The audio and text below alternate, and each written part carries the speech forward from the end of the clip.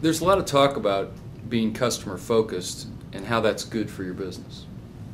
So in terms of being good for your business, how that might lead to either growth in sales or profitability. But let's just talk a little bit about why a customer strategy is a good business strategy and what are some of the things we've seen.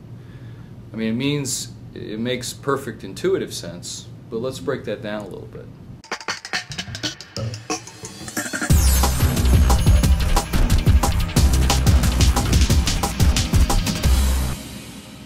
I think what we're seeing from our clients is that there is a connection, but the challenge is, how do I change loyalty? How do I create more loyal customers? That's where the challenge comes into play, because loyalty is multifaceted. It's not just your people or your products or your brand. It's all of those together, and how can they understand where they are with their customers and use it to impact the business. The feedback presents issues that the customer or the account team not only has to resolve to maintain their current share of wallet, but it also presents opportunities. Opportunities by way of individuals who are saying they're willing to increase their spend.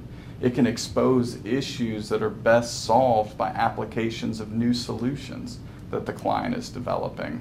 Or even it exposes competitive vulnerabilities that exist, weaknesses that the competitors have when an account may be multi-sourcing. I think one of the challenges that we're seeing is how to take all that information and make it a shortcut for the sales manager to do their job and to grow their portfolio of customers or to keep someone from leaving the company.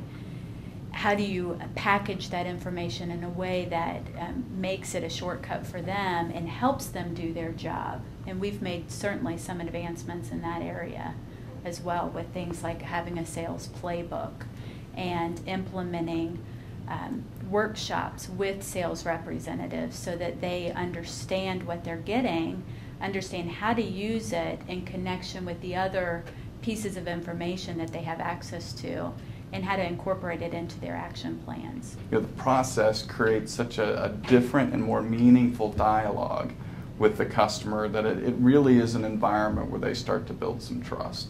And that trust goes a long way in terms of being able to sell them more profitable products in the future. You both talked about how we go out and train salespeople with how to use this customer feedback in a way. What's been some of the success stories that you've seen? One comment that stood out to me in watching one of these unfold was there was a lady managing a very large account for one of our clients, and she said, "We've been doing this program for 2 years. I've known about it, but I've never understood how I could benefit from this until today, until we got them all together and we used it and we showed her how she could benefit."